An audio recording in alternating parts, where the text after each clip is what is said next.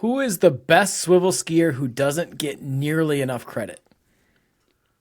Without a doubt, that is today's guest, Ann Judd. It's showtime. This is The Ski Show, the ultimate show ski podcast, and your one and only source for all things show skiing, bringing you news, knowledge, and interviews with the legends and stars of our sport. Here are your hosts, Matt Heilman and Adam Schaller.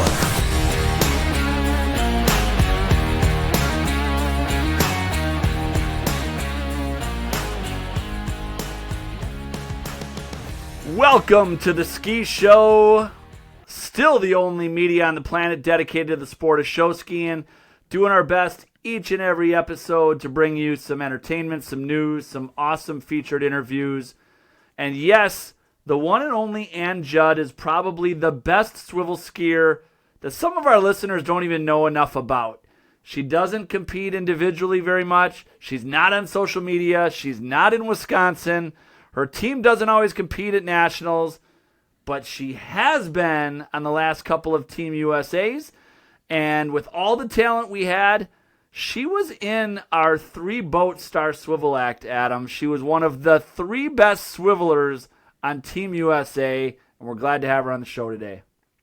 Yeah, she's an amazing swiveler, and she is definitely understated for sure. I mean, I could just, every time she was on Team USA, could always count on Ann Judd to show up and perform, and she always did. She's amazing.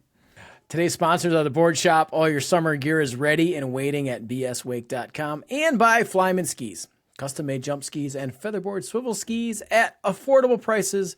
Get yours at flymanskis.com.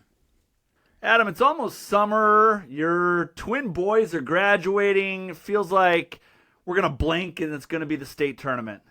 Yeah, dude, I can't even tell you.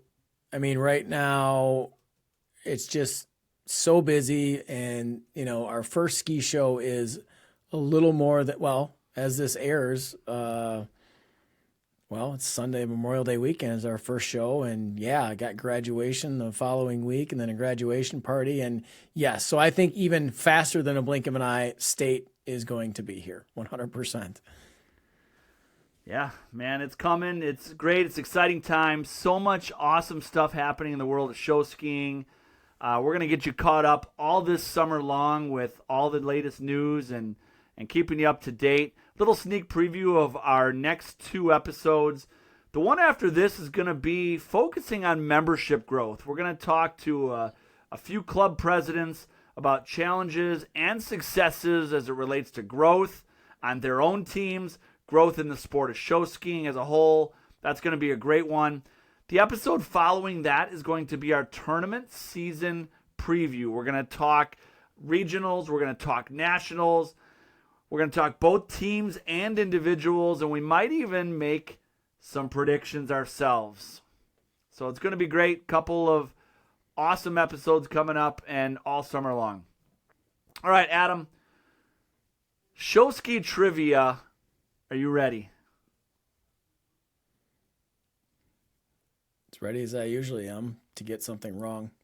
Go ahead. Yeah.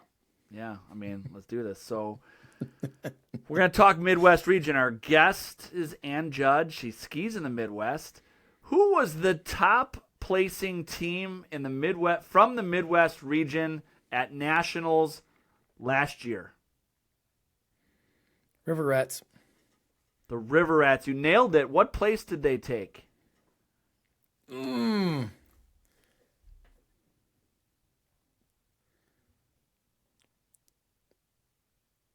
Fourth? They fourth took or fifth. Fourth. You nailed it. You nailed Yes. it. They took fourth. Yes. Yes, top 5 finish. How about 2022 River Rats? How about we just stop there? Because I got both of those questions right. And I don't even remember what place we got in 2022. So go ahead. No, you remember 22 though, but their show was the Mario Brothers. They killed it. It was awesome. Oh, the stage show. Yeah, that was that's right. Mario Brothers. I still don't know what place they got, but that was a great show. Fourth place. They got fourth. Oh. Fourth, okay. 2 years in a row. They've been top 5, rocking top 5s. Who was the last Midwest region team to finish in the top 5 at Nationals prior to the River Rats? Ooh. Midwest region. Do you want me to list off a few Midwest region teams for you? Well, Little Crow is one of them, right? Little Crow Yes. is one of them. You better list some That's off. what you got. Yep. Little Crow. Is that what you got? That's final answer. You're correct. It was Little Crow, the only other team you remember from the Midwest. They placed in the top 5 back in 2008. Okay. So 2008? 2008. smokes. Now, Okay. so it was interesting. And so then I went down this rabbit hole of researching Midwest region teams. Now, there have been other teams. The River Rats, we'll talk to Ann about this today, don't always compete at nationals that I haven't. The Waterhawks have had some years where they've been the top Midwest region finishing team. Little Crow had a run, man, and you remember it because this was our heyday, Adam, when we got into it. 1994, they won nationals. They also won in 98. Mm-hmm. And from 94 to 08, they were top 5, like, let's call it 12 out of 13 years. They were in the top 5 at nationals from 94 to 08. It was When they won in 98, was that Hamilton, Ohio? It was Hamilton, Ohio. Yeah. That was Camp That's Little correct. Crow. Yeah. And so they won twice. They were top 5 every single year. And then after 08, they hit some hard times. Finished pretty poorly in 09. Didn't come to nationals for a couple of years. And now they're working their way back up. The Midwest region, a lot of people don't know this, is the second largest region in our NSSA by a lot. Like, it's Wisconsin, and then it's Midwest, and then Central and Florida, or Central and Southern and East are next. The Midwest region has the second most teams and skiers by quite a bit.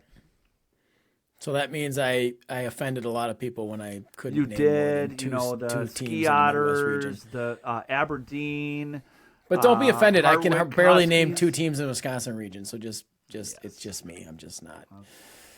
That is correct. I'm just not mad. All right. Well, there you go.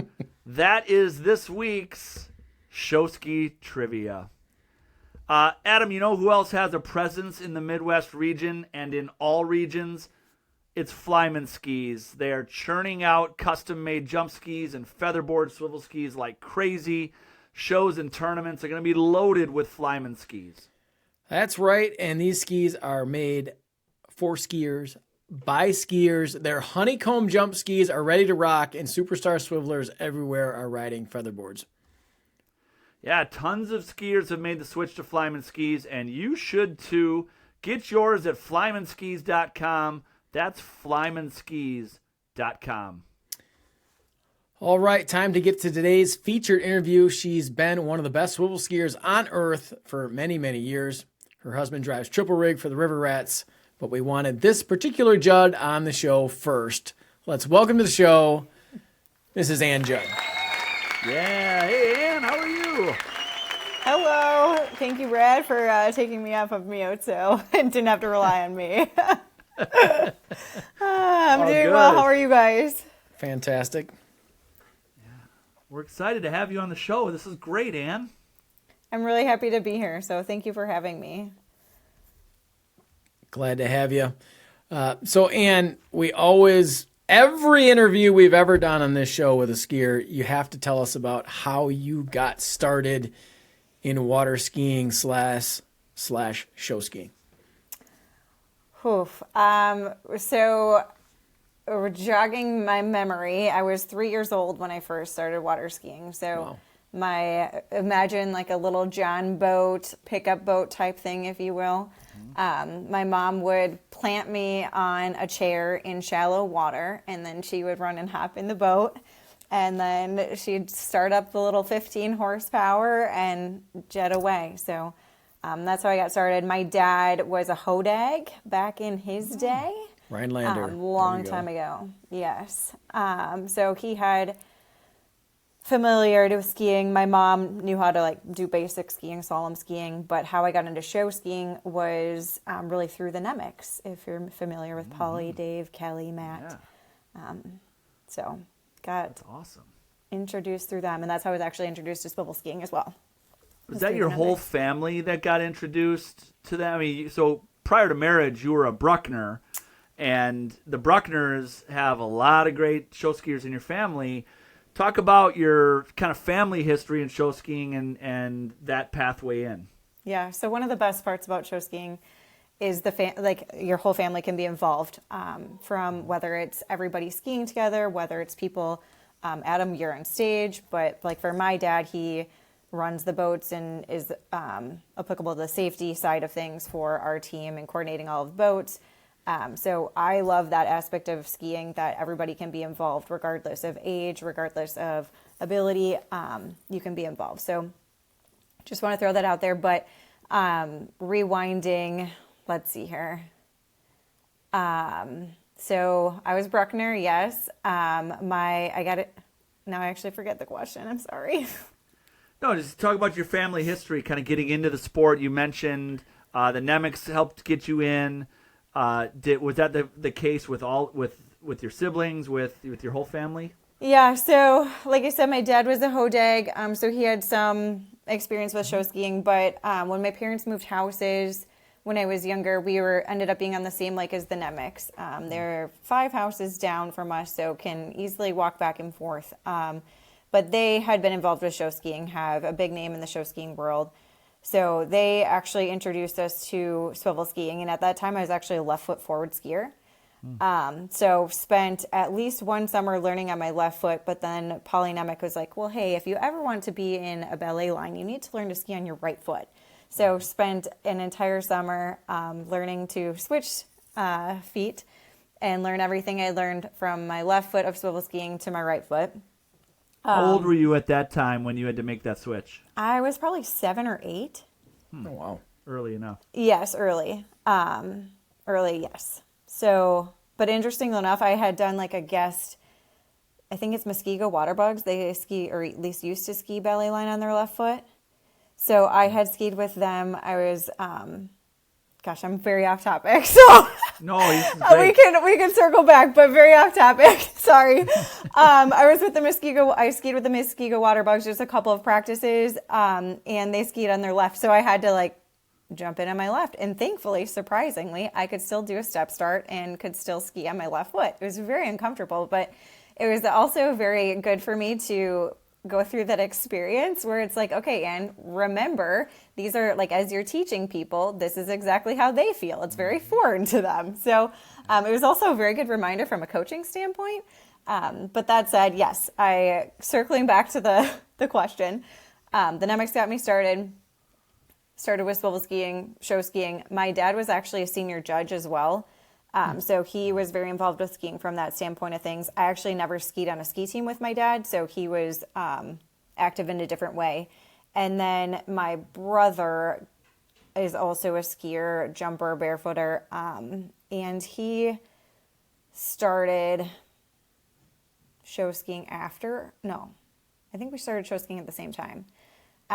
But just so one of the things that my parents had stressed was that in order to join a ski team, and I'm going to be very honest, for everybody, it's very different. So in the Bruckner household, you needed to have individual skill to contribute to the team.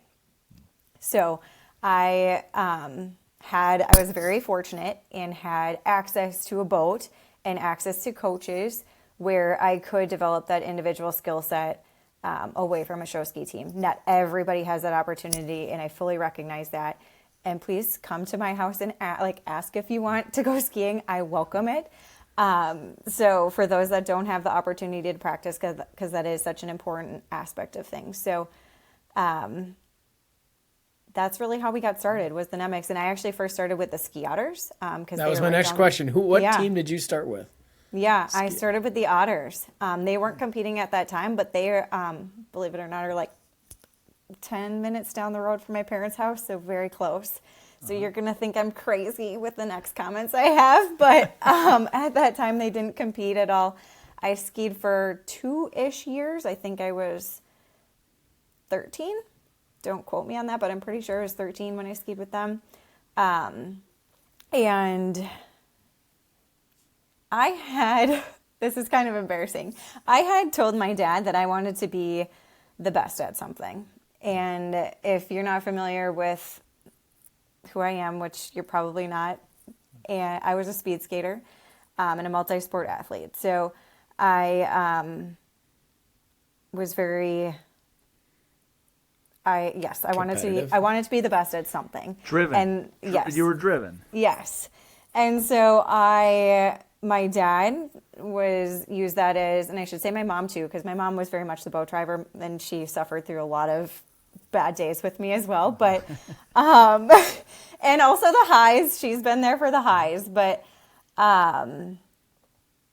so I told my dad I wanted to be the best at something. And so with that, he helped, if I found an opportunity, he helped make sure that I was able to pursue it. And so I have family out in New London, Spicer, and that is actually where my mom grew up. And that is 2 hours away from our house. Wow. And so I had 2-day practices for speed skating. And then we would drive out to Spicer and I would have practice and then we would drive back. So bless my parents' hearts. They would do that drive because I was not of driving age. I was 15 when we first started. And then through high school, still because we were driving home super late nights and I'd have to get up for practice the next day for skating, they would continue to help me make that drive back and forth. So kind of crazy, but I mentioned this because Little Crow was competing. And that was back in the early 2000s, and that allowed me to get exposure because it is, I mean, Naughty Girl has done a tremendous thing for the sport of swivel skiing in allowing girls to compete more frequently, so they have that opportunity. So huge props to that. That wasn't available at that time for me. So my access to competing and getting that exposure and that practice was through Little Crow. And they were a phenomenal team. They were able to support me. They had great boat drivers. Not to say that other teams didn't. Please don't think that or take that away from what I'm saying. But at that time, that was my, that's what we did in order to get me exposure. I want to go back to speed skating. I didn't know this about you. I find that very interesting. How did you get into speed skating? I was at my brother's hockey tournament, and we actually have a huge outdoor facility here, 10 minutes from my parents' house. And I was at a hockey tournament for my brother, and they had I don't know if it was a world competition, a very large competition going on. And I said to my parents, I want to do that.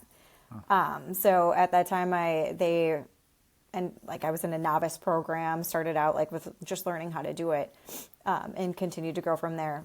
Full disclosure, I tried a hockey camp and I told my dad, because my dad was a hockey coach, my brother was a hockey player, and I told my family, I was like, I don't like the puck and the puck doesn't like me. So I have zero hand-eye coordination. Hockey was not for me. Speed skating, that's the direction I went. So how long did you speed skate? And then the second part of my question is, when did you decide, you mentioned you wanted to be the best at something. When did you decide that, what sport that best was going to be? When you were going to dedicate your time to being the best at, swivel skiing versus speed skating versus anything else? Yeah, well, I wanted to be the best at something, and I think that comes from being the best version of yourself that you can be. So at that time, I would say things are very different nowadays in the sense of you're specializing in one sport so much more than you ever were. Yep. When I was younger and involved in other sports, I could do multiple. And at that time, in my eyes, I wanted to be the best at all of them. It wasn't just picking one at that time. So I actually pursued speed skating through college. So I went out to the University of Utah. I had a scholarship, or what's referred to as a scholarship, through the Olympic Committee, actually. And so speed skated. I was on the World Junior team for speed skating. And then, gosh, I had a lot of injuries. So I transferred because I had a different coach. So I transferred schools from the University of Utah to actually UW-Milwaukee. Skated there and had another just severe injury, and I was tired of rehabbing at that point. So I went probably MIA in the water ski world, actually, for a few years. Because I was pursuing speed skating and academics. So, Wow. yeah. Wow. Very cool. Wisconsin, I mean, Madison's been a hotbed of great speed skaters over the years too. Like we've got them from our neck of the woods. What's the one Casey from Fitzrandolph. Casey Fitzrandolph. I had drinks with that guy once. I played soccer with him. We played youth soccer together for the Madison 56ers. So Casey and I were teammates for a few years. I stayed with his family at a couple of away tournaments. So I knew Casey. That was fun. Very cool.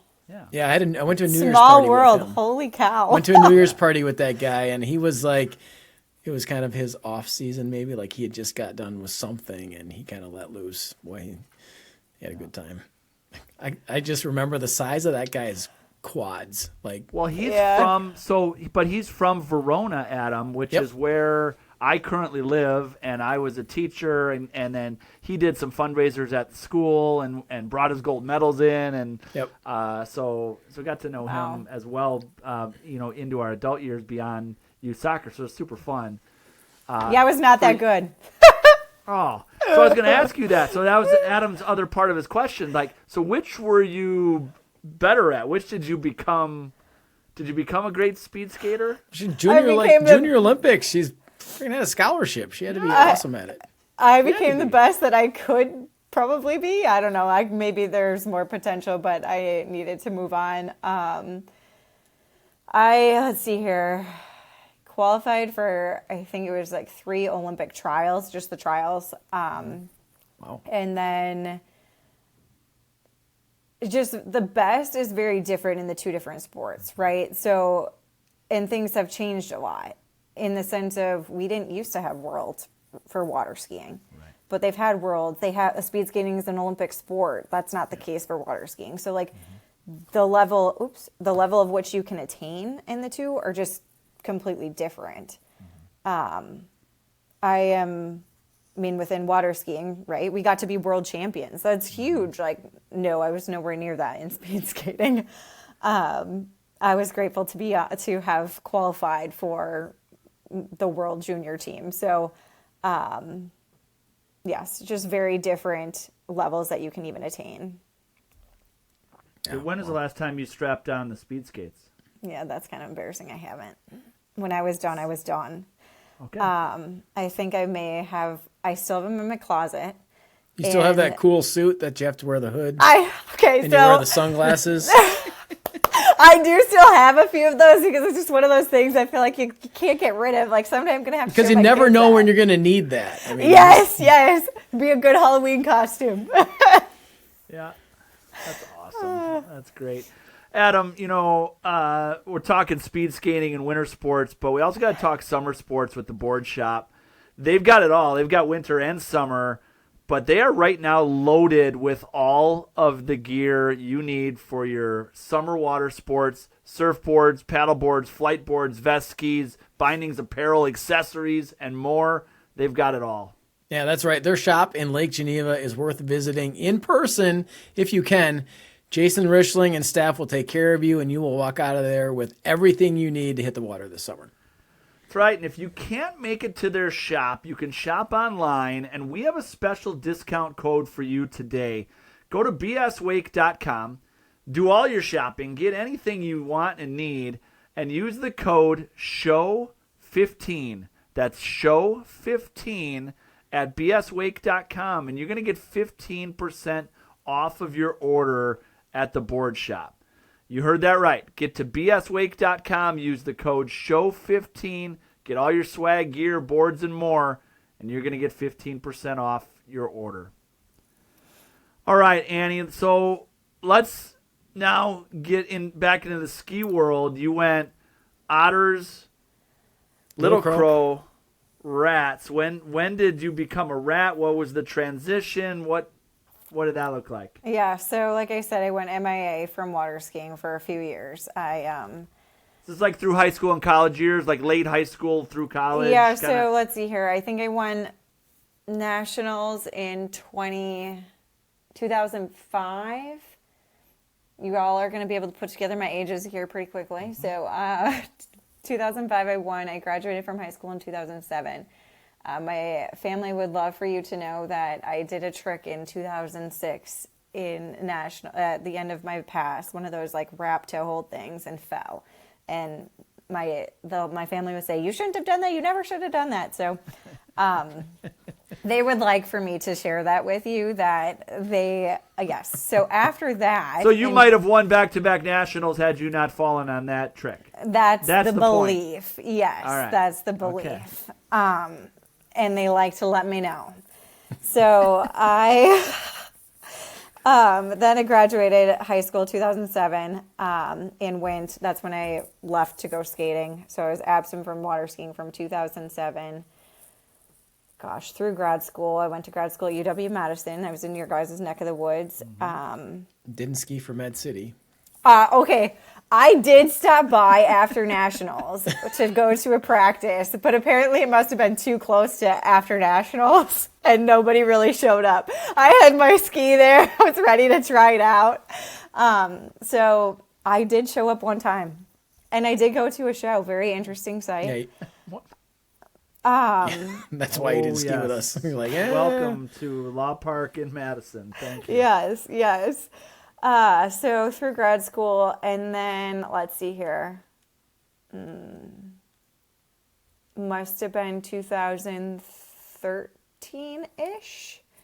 I have to go, how long have I been married? When did I meet? I have to go back through it. Must have been right around 2013 that I went back and joined the Rats. And actually this stemmed from my brother. So he had joined the Rats. So he didn't go to Crow with me when I went to Crow. He went to Crow after I went to Crow. Yeah. Convoluted. I understand. But so he had joined the Rats. He is actually how I met my husband now, who you guys mentioned is the triple rig driver for the Rats. So I came back from grad school, internships, that sort of a thing. Joined up with my brother, wanting to ski with him again. And have been skiing now with the Rats, minus my pregnancies, for the last 10-ish years. This would be, I think this is year 11. We had a blast with Trevor at the Team USA practices in August. He had the time of his life. He had a great time. Great. He fit in so well. He meshed with the skiers. It was phenomenal. It was great having him around. I believe Kaylee Kohler's comment was, "You and Ann are nothing alike." That's about right. That's funny. So the Rats. So I do want to ask one more thing about the Rats, and I want to get into some of your kind of swivel history. But you guys haven't always come to nationals. It's been on and off. Has it been kind of an every other year thing? And the last couple of years, you guys have come in fourth place both times. Are you going to sustain that? What's that look like, and why haven't you guys always competed at nationals?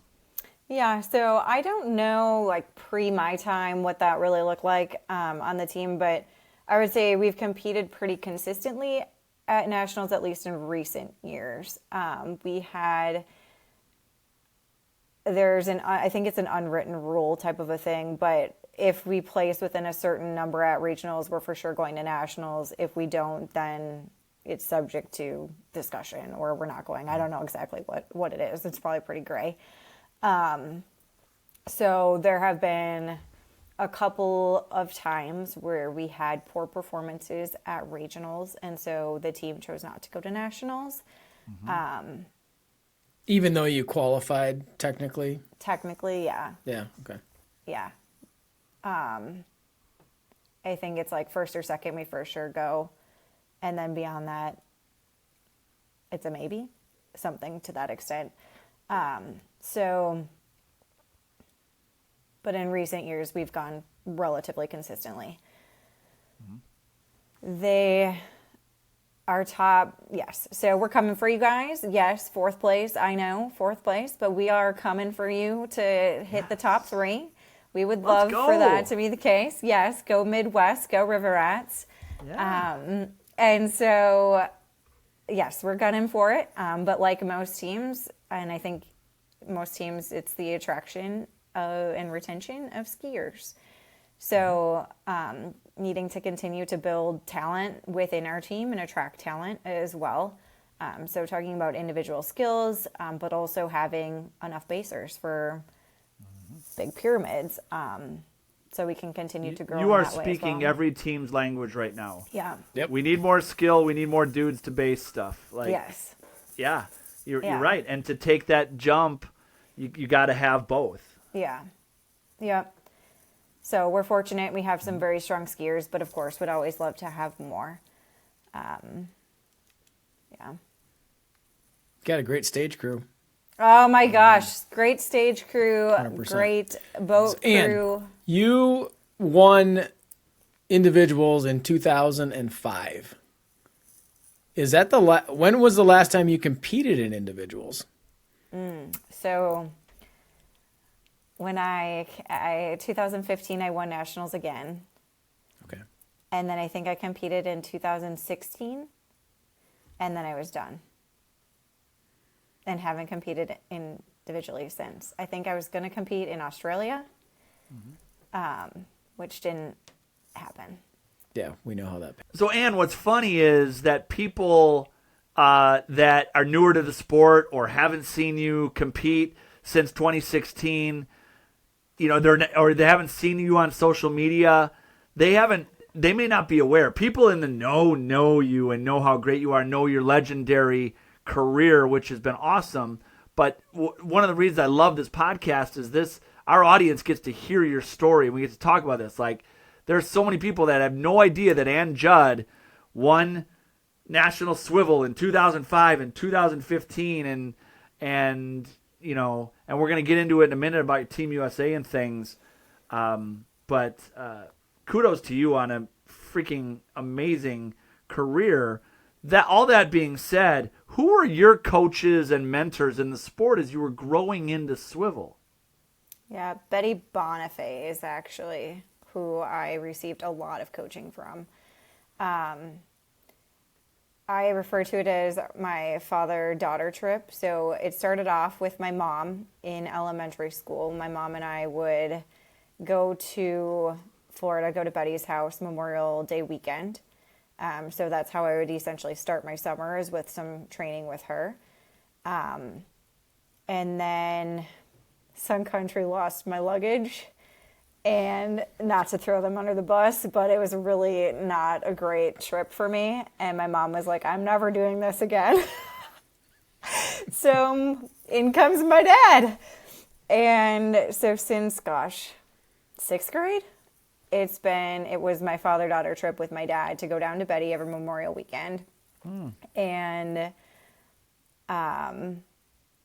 receive coaching from her. And then now it has since transitioned into, I bring a couple of girls from the Rats down to Florida, and then I give some coaching to them. So it's flip-flopped.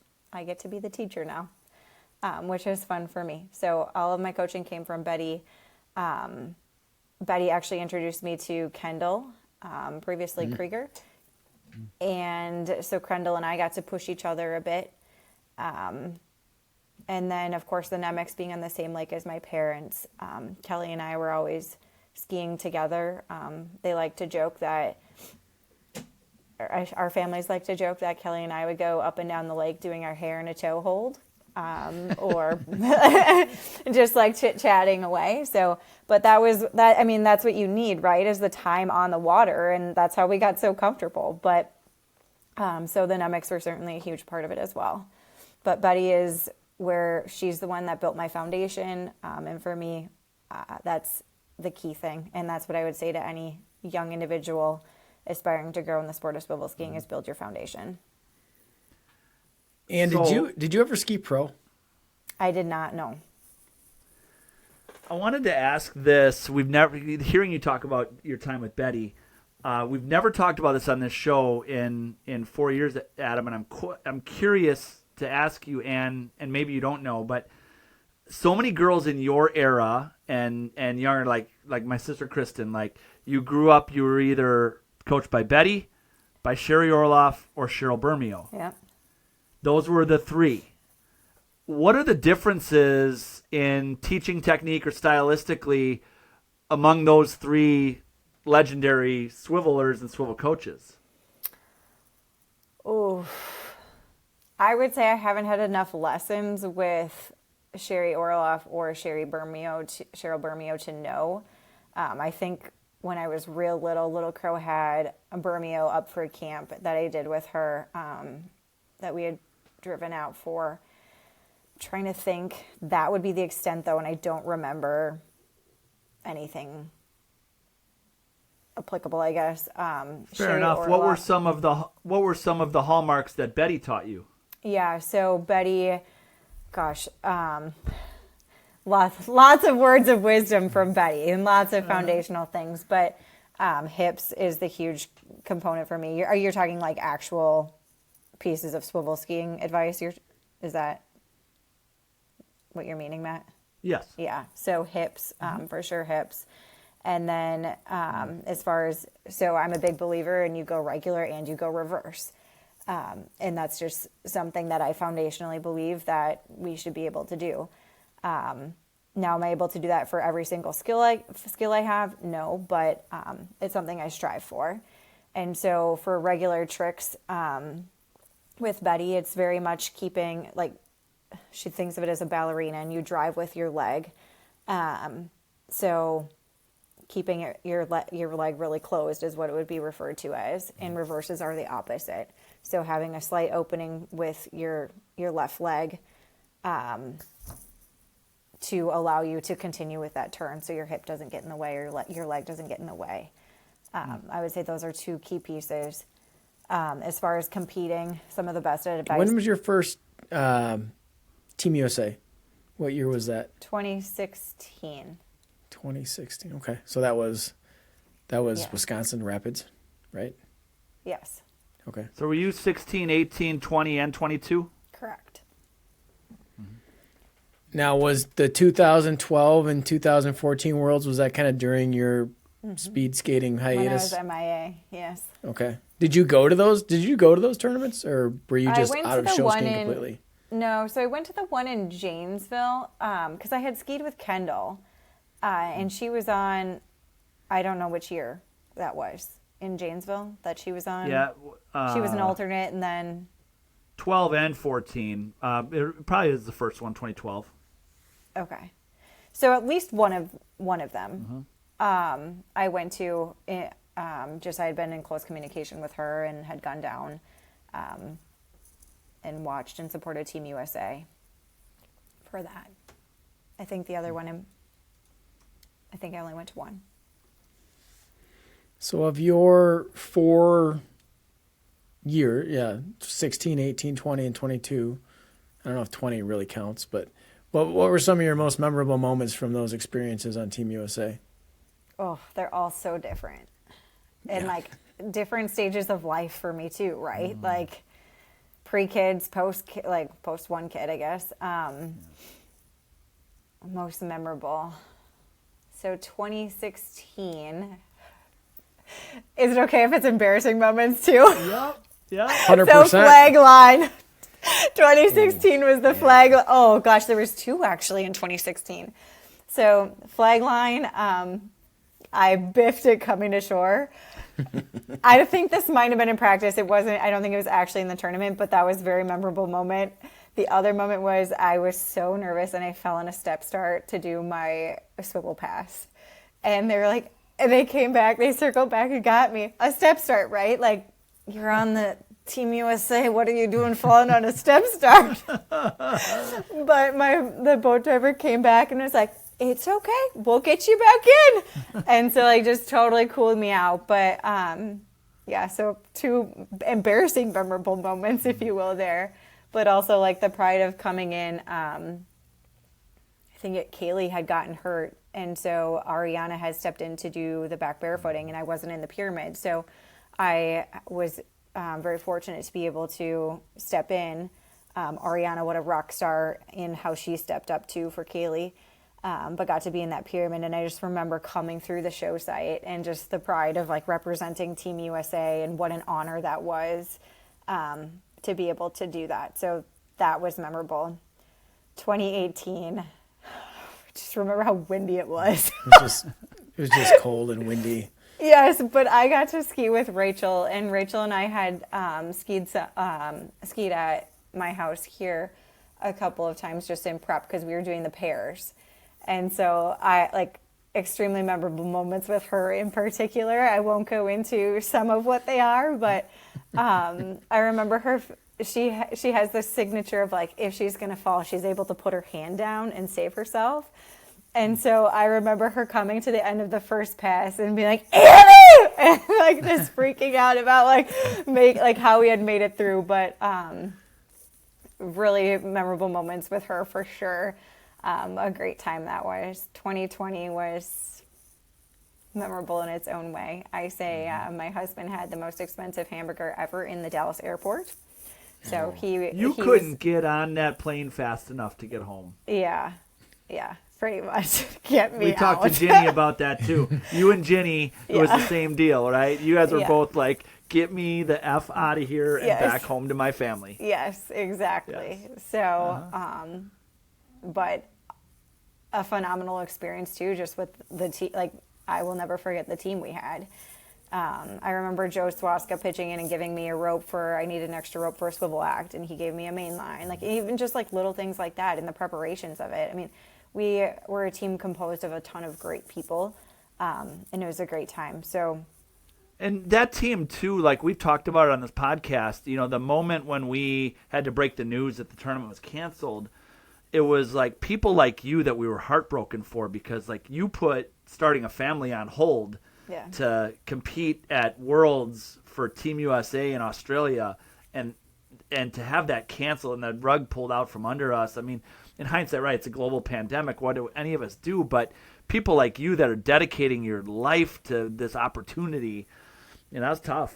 Yeah. I mean, life's about decisions you make, right? And the decisions you make have things happen as a result. And I have 2 wonderful children, spitfire of a daughter, holy cow.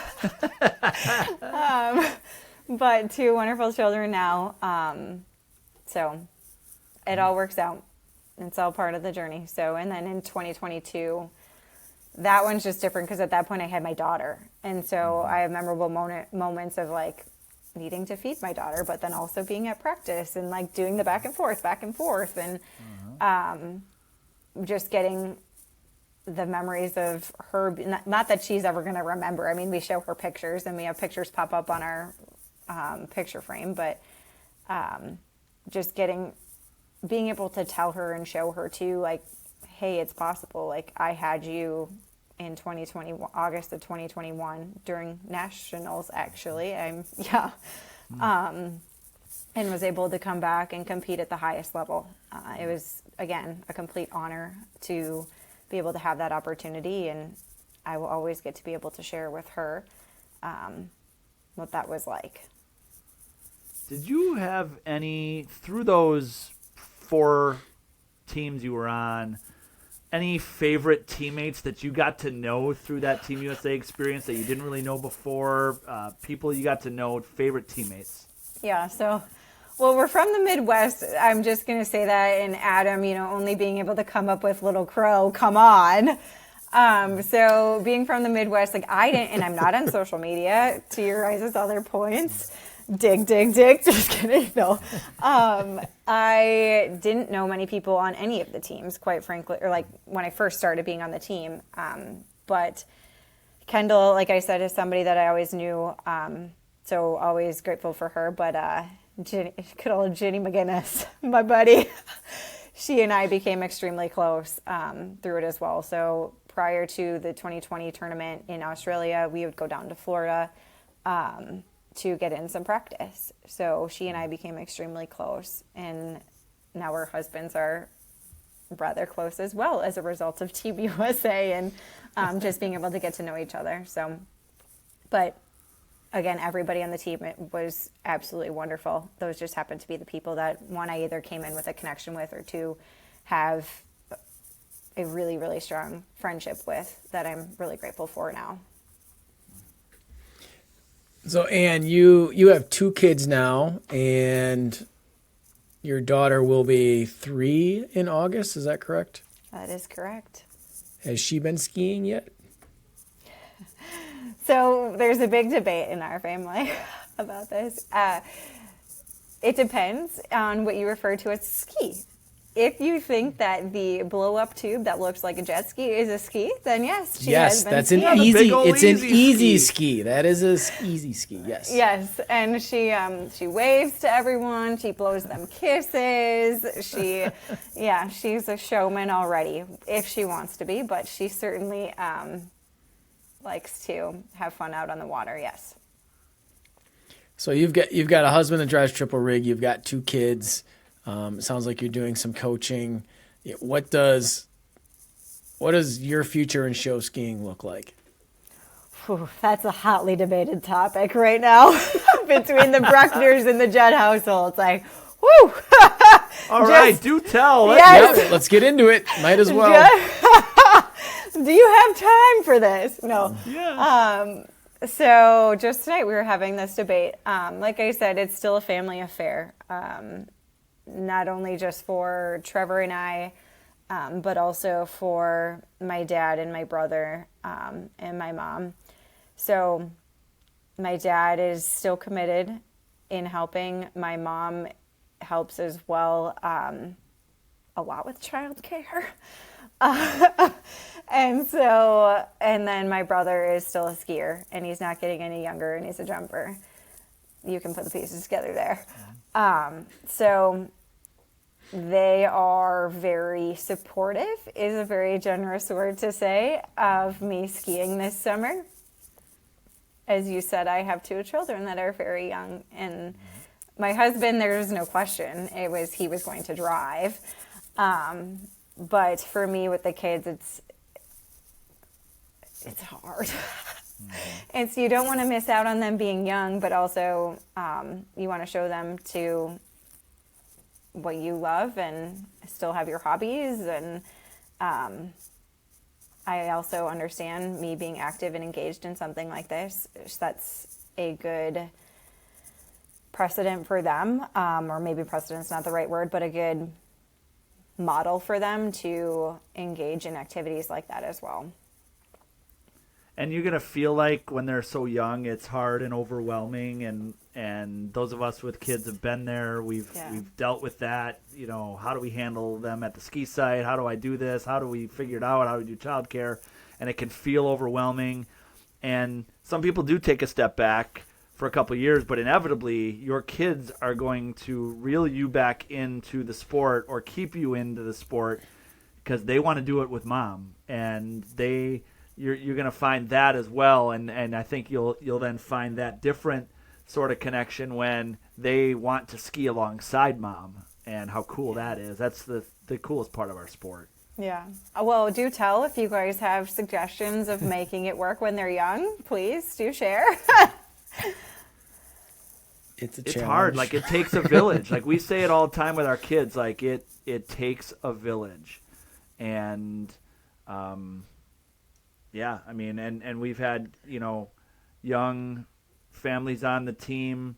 I think about Russ and Ann Timon, and Russ is similar to you. Ann swivels and skis. Russ is in a boat. They had young kids. They have young kids. How does that work? And it's been hard for them for a few years, and now their kids are getting more and more into it.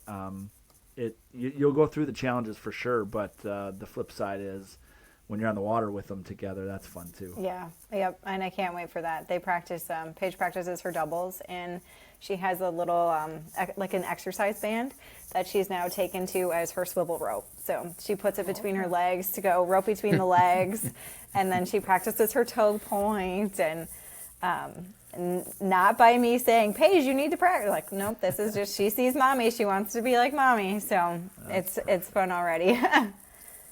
Yep, you're going to be in show skiing a long time. Yeah. Yeah. Well, Ann, this has been awesome. Thank you so much for being on the show today. This has been fun. We've learned a lot about you. Our audience has learned a lot about you. You are a superstar skier and person and mom, and thank you for doing this. Well, thank you, and thank you for letting me share my story. So I bet. appreciate Thank you, being here Ann. with you guys. Yeah. Adam, that was awesome conversation with her. Wow. Like, all right, I didn't know much about Ann Judd and her history. I mean, so she starts, training with Betty Bonifay as a young kid, and she wins nationals in 2005, and then just goes completely off the map for a while. And not just because she's just hanging out, not doing anything. No, it's because she's awesome at she's something qualifying else. for Junior Worlds as a speed skater and going to Olympic trials, and then comes back and wins nationals again 10 years later, and then qualifies for 4 Worlds teams, 16, 18, 20, and 22. And now she's taking girls down to Florida and training them in swivel. I mean, it's full circle. What a story. What an athlete. What a kidding, person, right? What an athlete. So cool. That whole story is awesome, and I hope our listeners tune into this, because hearing who she is so cool to hear that journey. So fun. Well, thanks to Ann for being on the show today. And thank you to the Board Shop.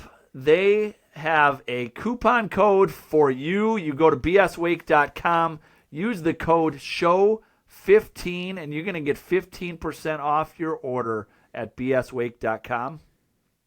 And thanks again to Flyman Skis, custom-made jump skis and Featherboard swivel skis at affordable prices. Get yours at flymanskis.com.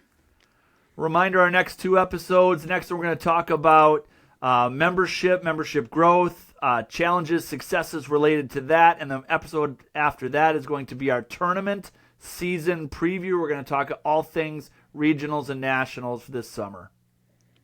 And thanks again to all of our listeners. This is Matt and Adam, and this is The Ski Show.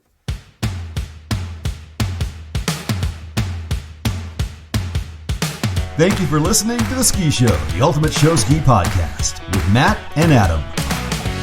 If you have questions or ideas for the show, find us on social media or message us at theskishowpodcast@gmail.com.